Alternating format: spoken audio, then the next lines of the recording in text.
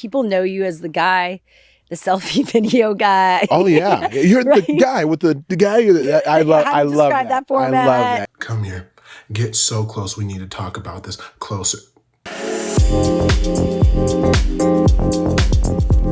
With over 32 million followers across social media, Jordan Howlett, better known as Jordan the Stallion, consistently attracts more than 90 million views each month with his reaction videos, life hacks, and fast food secrets. We're gonna try this out right now. Bacon popcorn. I'm gonna throw some brown sugar in the mix. He's built a loyal community, worked with major brands, and his infectious personality has made him a true internet phenomenon. And that's why today he's in the creator spotlight. Jordan Howlett. Hi. What's going on? How are you? I'm good. I'm so impressed by you and your story. And I feel like I'd seen your viral videos, right? But then diving deeper and like hearing from you how this all came together in your life, it was really inspiring. Well, honestly, thank you. I think everything happens for a reason. Yeah. And I think I had to have gone through all those hardships prior to in order to, be ready for something like this, which is just so random and beautiful all at the same time. So you started all your stuff during COVID, right? yes. I mean, it feels, I guess now you're like, 4 years, right? So 2021 is, I think, when we started doing this. And everybody keeps asking like, what was that big boom? What was that big thing that, charged your following to get to this level? And it really wasn't a gigantic jump. It was very gradual. So it wasn't like overnight we got 8 million and then 10 million. So it was very I felt like the audience grew with me. Yeah, but I was going through your feed and I'm like, okay, I want to try to get to the first video. And what is a video that had not millions of views? And I just kept on scrolling. And it was millions of views, millions of views. Oh. I was like, when did this guy ever have small views? Oh, of course.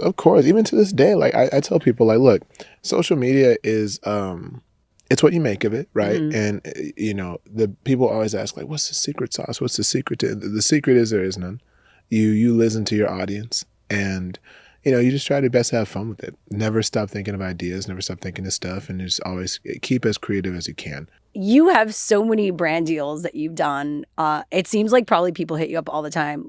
How consistent is this for you at this point? We get approached quite frequently, but it's not necessarily hey, we want to just do all this work with you. It's really they'll approach us hey, we like the vibe you have. We have this vision. Are you aligned with that kind of thing? And I appreciate that approach because I'm the same way. I'm the type to where if it really doesn't speak to me at all, I just don't want to do it. It doesn't matter what it is. Your whole thing is you want to work with people that you're okay, I can see how we can turn this into a very funny thing, or we can turn this into something people might enjoy. Mm-hmm. I never want to tell people to get something that I wouldn't have gotten or I haven't tried before. I think it's not fair. If this one wraps around like this, it means it's too big. Therefore, I wouldn't be able to wear it. In regards to the business aspect, I mean, yeah, we do brand deal stuff, of course, and it's fun. And I know it's a cliche, but I am more passionate about the art itself of doing a video than the money of it. If I never got paid again, I'd want to do videos regardless. I love making videos. If I can, and my management probably hates the fact that I do this, but if I can just be by myself for 2 months straight and just do videos with nothing else, no brand deal, nothing, I would do it. I love making videos. They're that much fun for me. If you do something with a brand, you let them know hey, my job is to make sure this thing goes well for both of us. So you're going to get my full passion with this. That's how that works. And I feel like your format lends itself to brand videos because you could do fast food, clearly. Of course. You could do, you're trying things out at restaurants. Yeah. Do you have an example of a successful deal you've done that you feel really proud of that became a win-win, or you're oh yeah, this was amazing? Oh, of course. Kevin Hart's thing, I think. Yeah. Kevin Hart's thing was the first time that I genuinely got to have such creative freedom to write out everything. It was a blank canvas and they let me just paint the picture. Yeah. And when we did it, it was really just to drive traffic towards the milkshake.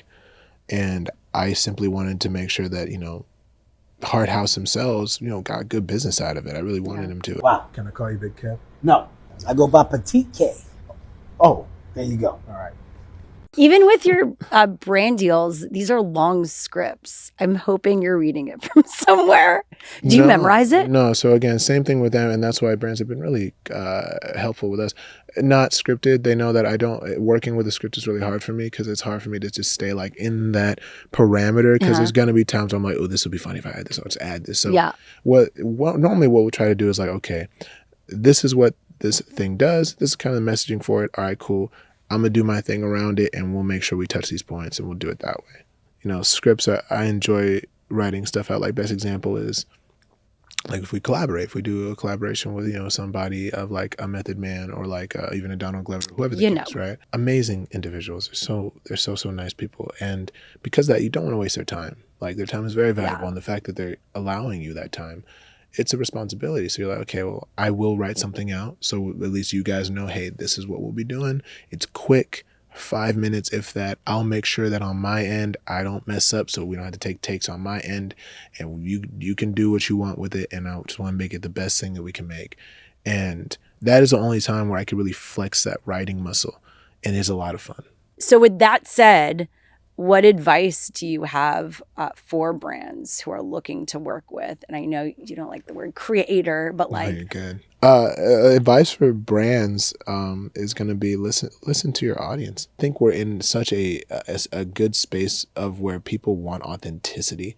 And I know that word gets thrown around so much, but the genuineness of like, be real. Like, be real in regards to like, stop trying to pretend like everything you guys do is so great and everything you've done is amazing and you've always done amazing. So like, let's be real with each other, because that is where you're really going to get the people driving towards your stuff. Yeah. There is something there. Like, there's something there that I think brands should look into. Like, okay, why did this happen like this? Why did this go so viral? Why did this touch every single part? Why did it sell out immediately? Because with every yin, there's a yang. With every good thing you got, there is a bad thing. But it just makes a good thing that much more validated because they're being honest. Yeah. And I think that is where brands should probably look into, like, just listen to your audience, actually try to be authentic, and don't be afraid to be honest. What about for creators who look at what you've done and say like, wow, I just look up to this guy. He really made it happen. What advice do you have for them? You know, if I can do it, I promise you can do way better than me. You can exceed me. And all it is simply just never forget why you started in the first place. Understand and preserve the fact that you just loved the fun of making a video, and keep that. All the other stuff is it's noise, it's background noise. You keep the reason why you did this together. For me, my biggest thing is, you know, faith, family, and make sure to try to have fun with what I'm doing. And if I keep those three things and I don't let anything else get in the way of that, it preserves my love for this. And that's all that is. Like, if you keep that innocent part of you that just loves to make videos for the sake of, like, you love the connection with people, the sky is the limit. Like, you do whatever you want to do. Let's talk about who you are. Like, people know you as the guy, the selfie video guy. Oh yeah, you're right? The guy with the guy. I love that. Format. I love that. Come here. Get so close. We need to talk about this. Closer. Back it up a little bit. If someone who doesn't watch it, they're like, what are you talking about? It's the funniest thing ever. I love it. Who were you before that? How did you get to be that guy? Funny, I mean, I was just that person always. Funny, I always to make a joke to people, like, I'm like, everything that I've done in the bathroom, I would have done in that bathroom with or without a camera. So it's the only difference is now there's a camera in my face. Some people might or might not know you were a baseball player. You started at 16, which is an anomaly in itself, and became clearly obsessed to get there. And you made it work. And now I feel like there is a bit of a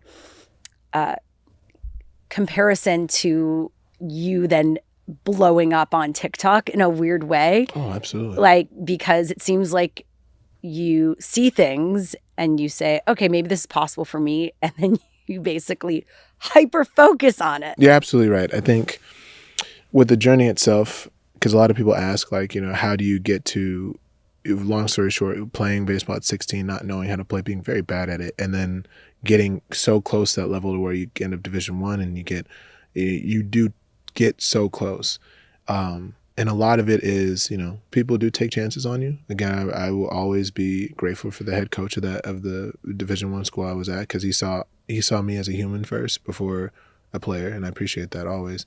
Again, it's like, it's borderline obsession. Like, it was all baseball all the time, always. And if it wasn't baseball, I didn't have time for it. You know, you're constantly told that you could be replaced, and you're constantly told that you need to perform, that you forget who you are. Like, you forget your personality. You don't even think your personality has any worth. transitioning into social media, I remember I was doing videos for fun at the time, and people were really enjoying it. And it gave me validation that, my personality had some kind of value, like in regards to people actually like me saying things. It's not just me exercising or performing sports wise. And the moment I finally decided, like, okay, I think I want to put this massive obsessive nature that I have into something and then put it and focus it on social media, it was so much fun. It was a fun journey. How much prep are you doing per video? Almost none. None of it's scripted. It's all just kind of what I'm feeling at the time. And I'll just say it. It's just word vomitable. Wow. But in regards to the actual research itself, like the recipes, of course, there's a lot of research, and I want to make sure that I get it right. I never want to just be like, oh, like this is right, and then kind of just not do my due diligence if I can. Right? If I end up being wrong from something, sure, I'm wrong, but I want to at least do my research to really make sure that I got it right. And of course, when it comes to like fun facts, I either already knew of it because I did like fun facts in school, or I did just like double check, like, oh, I think this is a thing. Let me make sure. But outside of that, though, just the talking portion is just me going. And you do it one take? One take. Normally, the only time I'll do more than one take is if I'm like, oh, that's a funnier joke I can do. So then I'll redo it and just put that joke in there. That's impressive. You mentioned Donald Glover and Method Man and people that, for some reason, you're compared to all these big names. Like, this is a thing with you. A consistent theme. When did this start? Funny enough, so the Donald Glover one, ever since I was in high school, oh yeah, saying that, like, that was always like a thing. They're like, you look like Donald Glover. Before I thought people were saying Danny Glover, because I liked Danny Glover in all the older movies. So I was like, we look nothing alike. And then I looked, I was like, oh, okay, this is who Donald Glover is. And so that's been high school. When I started doing videos, people kept bringing up Method Man all the time. And I love, first off, Wu-Tang Clan, amazing. Wu-Tang Clan American Saga was an amazing show. Method Man is a legend. So I was like, of course, like, I love the work he's done. The comparisons were just always constant. And at first I would just make jokes about it. And then I was like, if we ever are in a room together, that would be funny to see if there's something there that can work. We can't be related because I can't perform at a high level like he can, and he does not have a secret recipe book like I do. So I did.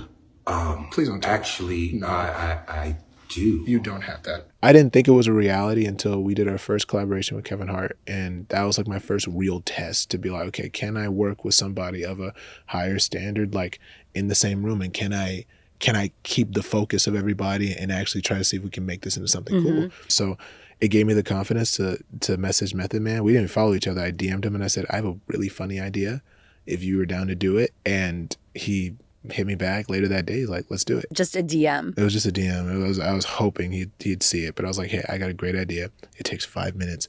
You'll be perfect. Please. It's like, give me a chance. And he was like, yeah, why not? That's amazing. And he probably was like, great. I get more views on this than Jimmy Fallon, like a late night show. Well, I'll tell you what, and that's the one thing I really appreciate about Method Man is that it was never even about the views of it. He's like, all right, I see this young kid doing something. It took 8 minutes to film. And then the only thing we used was a water bottle to prop up the phone so he could do his reading part. And when we were leaving the room, he was like, all right, when is this going up? And I was like, about 2 minutes. No, you... Yeah. Yeah, it's all edited, cut right there. I'm like, in 2 minutes. And then we walked out. I gave it the grace of getting back to my hotel room, so it took 3 minutes. And then I was with my buddy, and we posted it, and that's how it went. I'm like, yeah, just not overthinking it. No. We filmed it, got it done, got it out. Wow, it's just making me think I overthink everything. I am absolutely an overthinker. I think if anything, that is me trying to combat that by being like, you know what, just do it. Fast Food Secrets Club. Yes. How did that all start? Why that? And if you go to McDonald's around the time breakfast ends and lunch begins, you can order what is called a McBrunch burger. Why fast food? Why did that become a thing for you? Oh, I mean, I worked so many odd jobs that even in college, like, my other friends would work odd jobs, and you work like at a family-owned place, or if you work at like a food spot, they always have discounts. They always have things like for employees, but also like little tricks and tips for like customers if you really know. And so we'd have a group chat and we would talk about like things that we could share amongst each other just to save some money. And we called it the Fast Food Secrets Club, and I thought it was really fun. And then as social media went along and people wanted to know like little tips and tricks, I'm like, oh, I actually know a couple, and so I'll let them know. And people really loved it. And it was a Yeah. lot of fun for me because, like, I mean, come on now. Any way to make food more affordable, of course. Like, and that's why the recipes have been fun because now it's like, okay, you like this. We could just make it at home for cheaper. What I love about your story and how you've approached everything is the fact that it hasn't been linear. And I think that's just such great advice and just guidance to everyone, whatever industry you're in, including in industries that are hard. And again, in like an economic time where things are difficult, we're all trying to figure it out. Like, give yourself a break because you just never know what the next step is. Yeah, success is never linear. Like you said, it's like there's moments where you think to yourself, I'm really down on my luck. I do not think that anything is going to come out of this. Yeah. And then a life-changing thing happens that day. And where do you see the future of the Jordan Howlett brand? Where's it going? Oh, goodness. The Jordan Halle brand, I'll tell you what, it's, I like doing my best to focus on the immediate. I think for the biggest thing for me personally is working with people who I've always wanted to work with in the space. Again, having a community and a brand that people enjoy and that people feel comfort in and that people are excited to, you know, have some merch and have some fun or all that kind of stuff. And I think long term is just do all the things I want to do in the space and know when it's time for me to, you know, shift into a different profession, rather it is into traditional media and trying that out, or, you know, behind the scenes. But until then, like, I'm just going to give it my all and, you know, see where it goes from there. Jordan, this was a pleasure. You're amazing. Thank you very much. You guys are too. Thank you. Really appreciate it. I really appreciate it too. Thank you guys.